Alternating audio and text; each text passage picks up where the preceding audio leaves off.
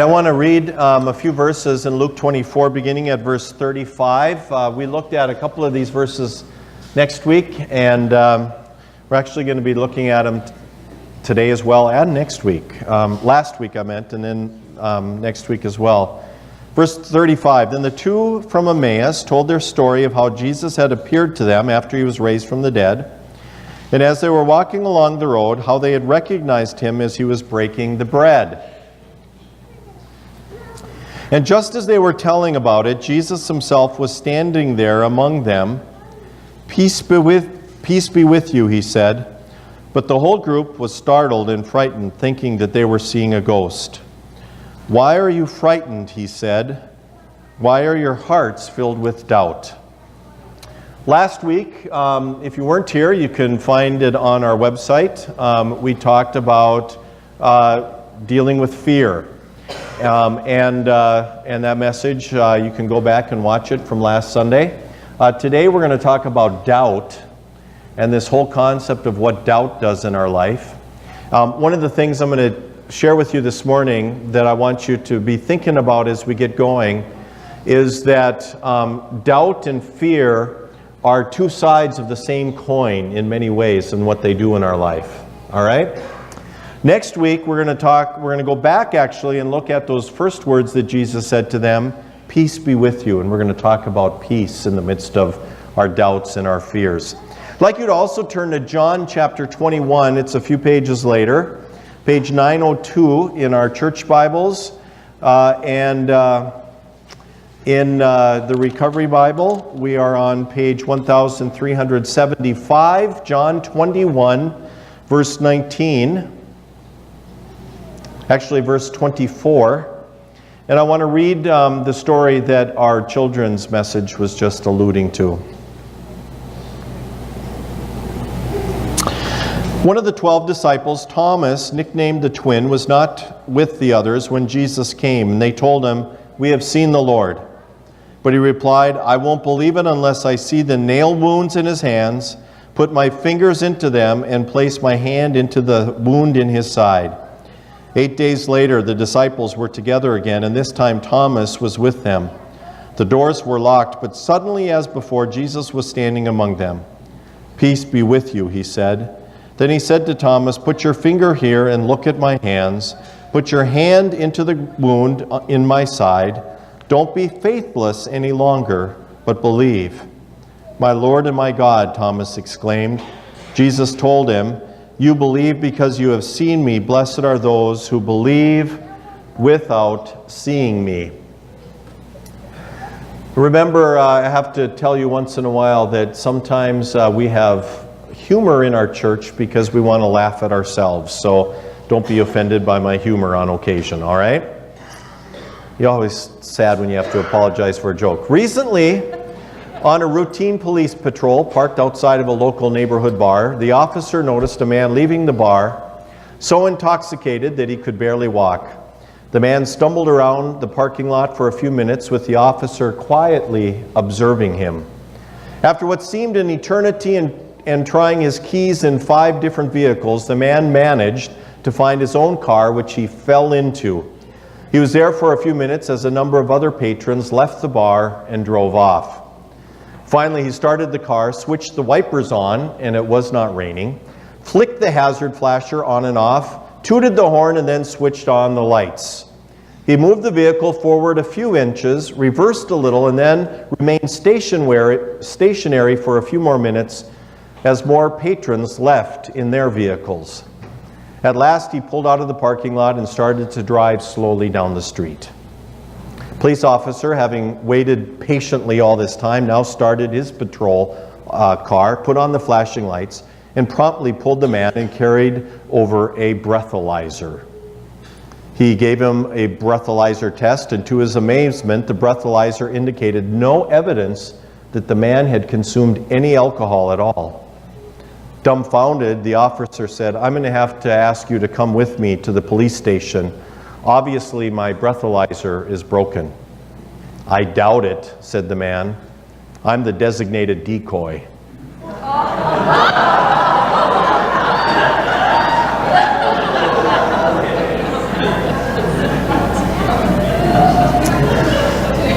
our question has to do with doubt this morning. Again, it's a deep question, and if you're new, we have a chance to answer the question. Lion will bring the microphone around to you. If you would like to answer it, you need to stand up, speak directly into the mic, and give us a brief answer. Another deep question. How have you experienced the certainty of God's existence and or presence in your life story? You know, we're talking about doubt. So I'm asking you, how have you seen with some certainty the existence of God, the presence of God in your own life? And yeah, think about it for a sec, and we'll see if we can get an answer or two.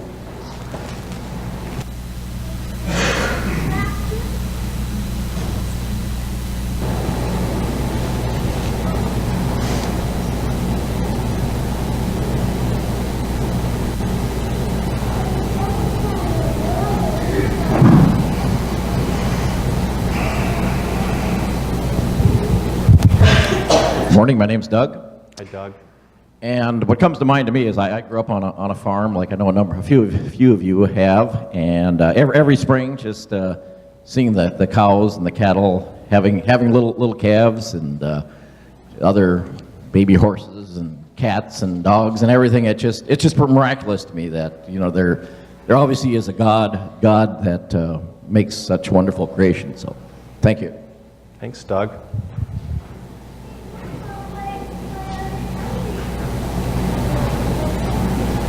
Anybody else? Come on. Hey, up here.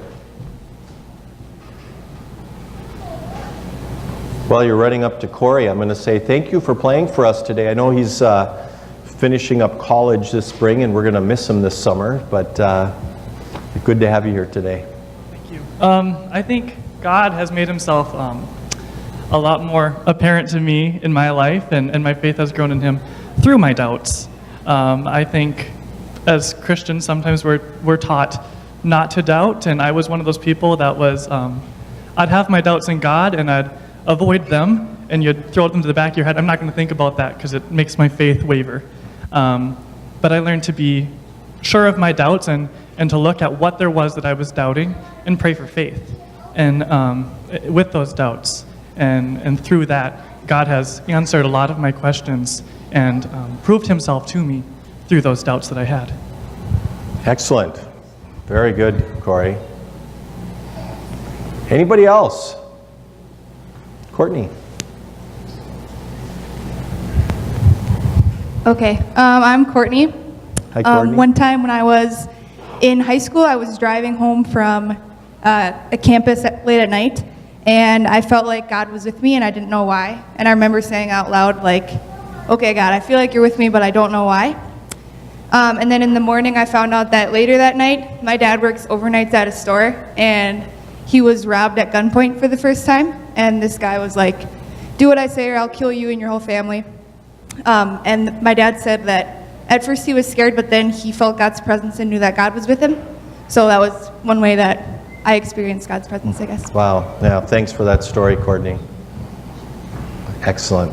Anybody else? We could do one more if anybody else wants to share. All right. Well, thank you. Thanks for those who did share, and I think that you'll find you perhaps can share a little bit more when I'm done sharing with you this morning.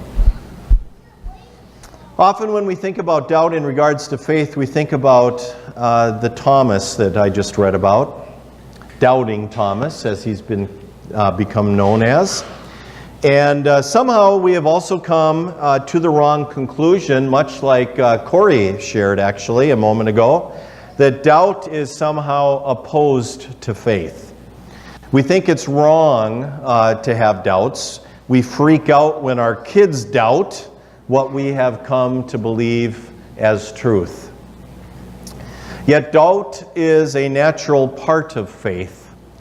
And the reality is that God has created you with a brain in his image. Part of what it means to be able to be created in God's image, that God has created you with the ability to think for yourself, to reason for yourself, and here it is, to even ask questions of doubt. And so as we learn and mature in our faith, doubt oftentimes kind of creeps in. And our thinking through our faith is part of the process of making our faith our own. Now, faith is not just about knowing something. That's what's really important to understand today. If faith was only about knowing some things about God, then this would be a whole different matter, but that's not what faith is. In the process of struggling with what we think and believe, though, the goal is that we arrive at a place where our faith becomes our own. And it moves. This is kind of the big, 6-inch move is what they say, from here to here. From our head to our heart. I'd like you to grab a Bible again and turn to Hebrews chapter 11, page 1016. Hebrews chapter 11, 1016. And in the Recovery Bible, it's page 1590. And most of you will know or have heard of this verse. And I just kind of wanted to make sure you realize where it came in the Bible and you saw it. If you have your own Bible, maybe you want to mark it. It's kind of a significant verse for us. So let's read verse 1 together out loud. Faith is the confidence that what we hope for will actually happen. It gives us assurance about things that we cannot see. So faith is actually believing in something that you cannot see, that you cannot have actual proof of. Faith is not just about knowing some things about God, it's actually surrendering yourself or giving yourself to the reality that there is something that I'm never going to completely understand on my own. That I am going to somehow stake my life on the fact that there is a God who loves me in Christ Jesus, who died on the cross, was raised from the dead, and somehow in my heart of hearts, I believe it, even though I can never see scientific proof. I want you to hold on to that thought because we're going to come back to it. And so we have the story of Doubting Thomas. It's kind of a cool story. And it's very easy to get caught up into the story and think that, the point is that we shouldn't doubt.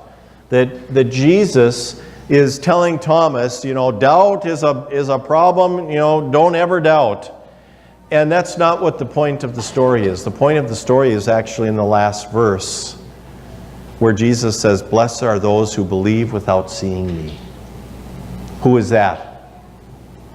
It's you and me.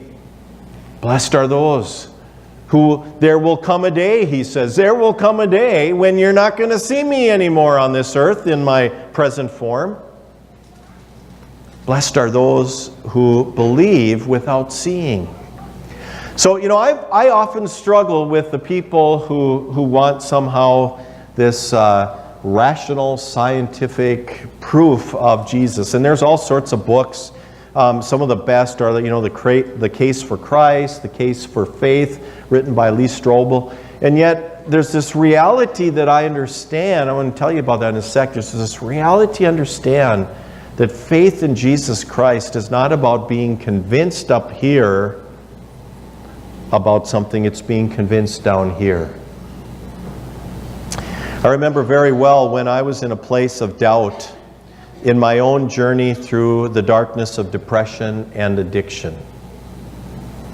God seemed very distant in my life. I don't know that I doubted God's existence.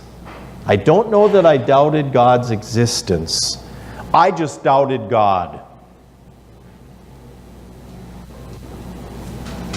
And I knew and I learned at that time that many pastors who went through the kind of burnout and the personal struggles that I was going through, that they literally just kind of walked away from the church and from the faith altogether. And somehow deep down inside, I knew that that's not what I wanted to do. And something inside of me kept saying, keep the faith. And here's the thing. This is the point that I want to share with you this morning. If you hear one thing about doubt and about where God is in the midst of doubt, I want you to hear this. I came to believe and to understand in the midst of my doubt and my struggles and my depression and my addiction and all the things I was going through. I came to believe that God had a hold on my heart and He would not let go. And so God was literally saying, yeah, you can doubt me. Go right ahead, but I got a hold on your heart and you ain't getting away. And I came to realize that God's grace and love was bigger and more powerful than my doubt. Did you hear that? God's grace and love was bigger than my doubt. And He's bigger than yours too. Verses like the one I want to share with you started to become more profound to me. Turn to Proverbs chapter 3. In our church Bibles, it's page 526. Proverbs chapter 3, 526. If you've got your own Bible, Proverbs comes right after the book of Psalms. I'll give you a Recovery Bible page in a second here. Proverbs chapter 3, page 789. Thank you. And follow along as I begin reading at verse 5. Trust in the Lord with all your mind. Is that what it says? Trust in the Lord with all your heart. Do not depend on your own mind. That's what it's saying. Trust in the Lord with all your heart. Don't depend upon your own understanding. Seek His will in all you do, and He will show you which path to take. Don't be impressed with your own wisdom.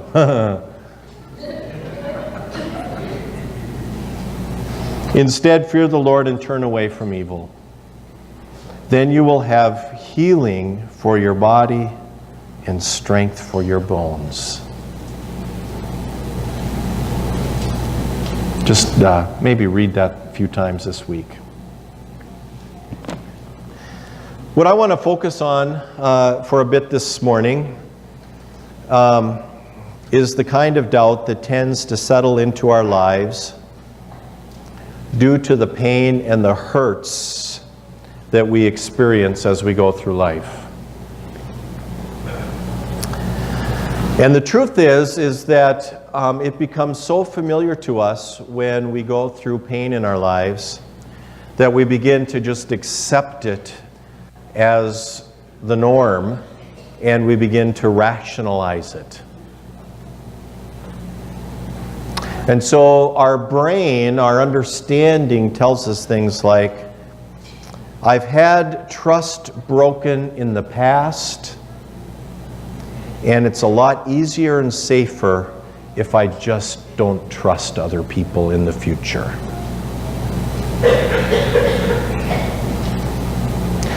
My past is so bad that if you knew about it, there's no way that you would love and accept me.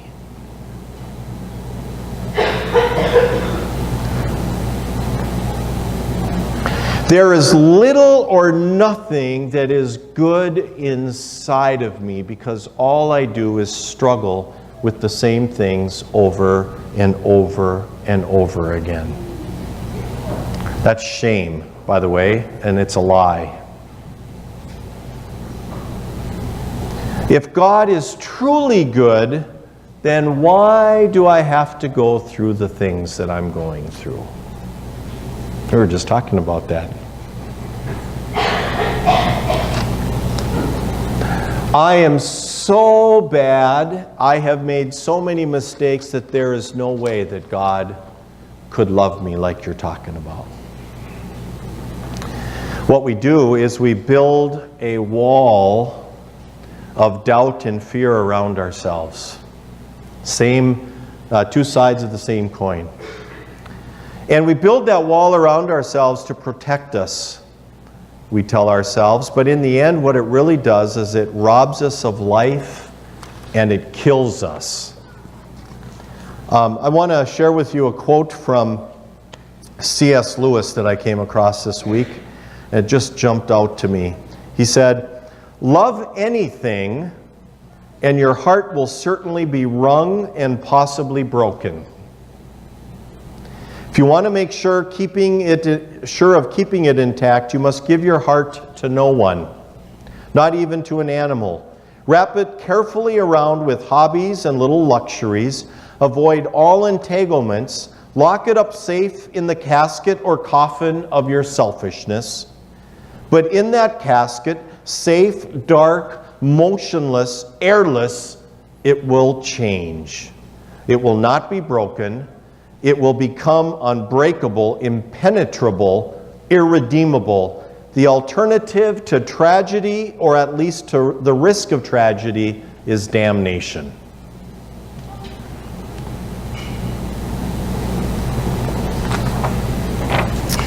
Well, if that's you, chances are what you are going through right now in your life is you are finding yourself in superficial relationships with other people. Or you get close and then you move back. You get close and you move back.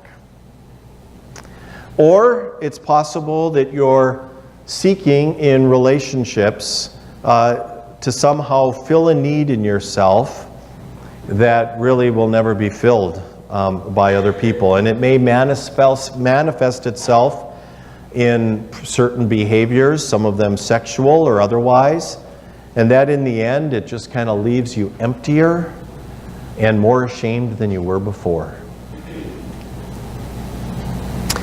And if this is you, you may be doing the same thing with God as well. You move close and then you back away. You move close and you back away. And you make excuses like, well, I'm spiritual, but I really don't, connect with Jesus or this church thing. And it's safer that way. Truth is it's a lot safer that way. And in this way, you've kind of got God controlled. You've got him in a box, and you're able to manage, the whole God thing. And so, what he is he's a God, not of your own understanding, but he's really a God of your own creation. And I know I'm moving fast, there's a lot of stuff, but here's what I'm telling you. God has become manageable in your life, and he's now there to meet your needs. And really what it is it's a new form of narcissism, where you are the deity, you are truly God himself. And this power, this God of somehow your understanding has now been created to meet your needs. I'm full of quotes this morning. Let me share this quote with you. This is actually from Susan D. Anthony. "I distrust those people who know or who knew so well what God wants them to do, because I notice it always coincides with their own desires." I distrust those people who knew so well what God wants them to do, because I notice it always coincides with their own desires. What it leads to is cynicism and skepticism and a perspective on life that is a little bit more like, I'm not sure which puppet was on the right. Harry. But where nothing just really quite seems right in life. A couple of quotes from John Ortberg. I actually came across these quotes. He has a book titled Faith and Doubt. I haven't read the book. I'm going to pick it up soon. But I came across these quotes from him. He writes, "Scratch the surface of any cynic, And you will find a you will find a wounded idealist underneath. Because of previous pain or disappointment, cynics make their conclusions about life before the questions have even begun to be asked. You're answering the questions before somebody's even asked them. This means that beyond just seeing what is wrong with the world, cynics lack courage to do anything about it. The dynamic beneath cynicism is a fear of accepting responsibility. He also writes, skeptics would rather, even at their own expense, appear to be right than take the risk of trusting. Skepticism can keep us from blessing, can keep us trapped in two minds. So let me offer a couple of things to the person here who has built a wall around themselves of doubt and fear. One of the things that I want to encourage you to do is I want to encourage you to seek God as He truly is. Seek who God truly is, not in your own making or your own thinking, but do whatever you can to try to figure out, who is this God? Is there a God of the universe? Is He wholly other?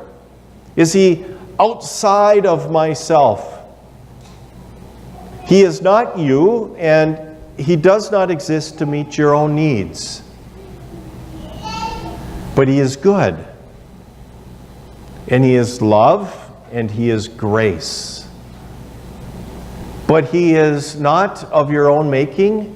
He is a God who is wholly other, who stands outside of time and the world in which we know it.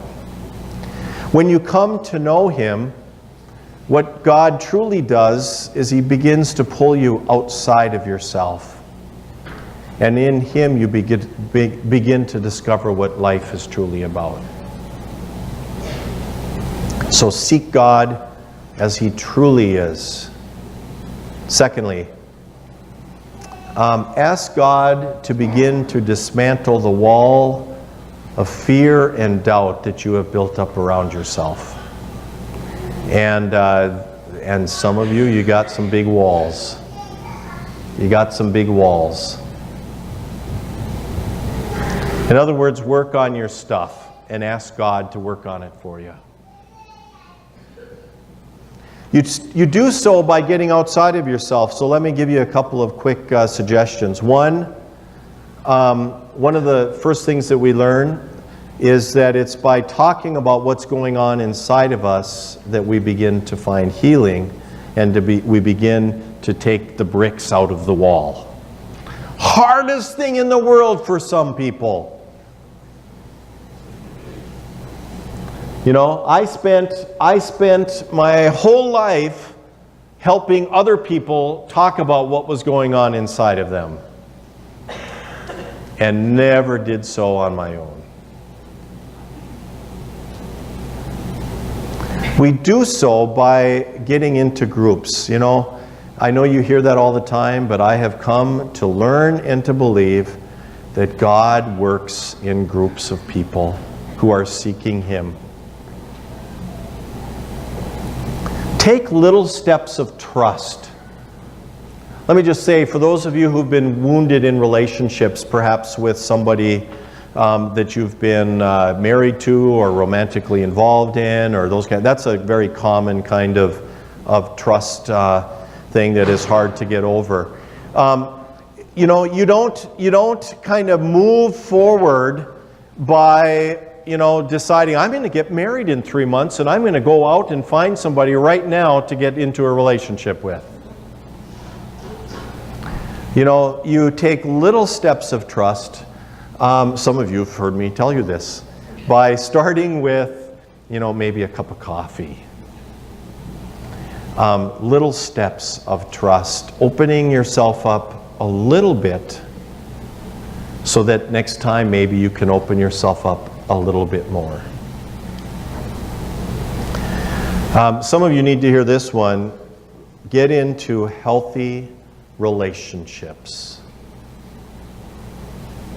not intimate, not sexual. Get into healthy relationships with the same sex so that you have good role models for yourself, people that you can begin to build some trust in, and healthy relationships with people who are seeking God. All right, finally, number 3. So we have seek God as He truly is, ask God to begin to dismantle the wall of fear and doubt that you have built up, and number 3, enter other people's stories. Listen more than you speak. There is a reason that God gave you 2 ears and 1 mouth.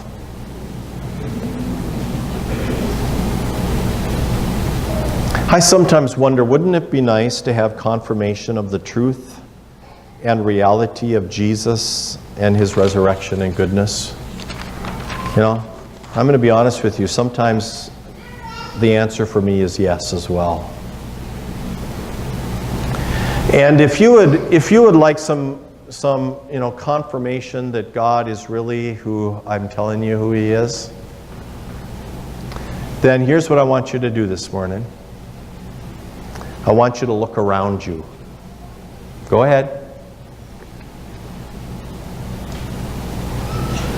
It's all around you this morning, my friends. You want to touch the nail holes in Jesus' hands?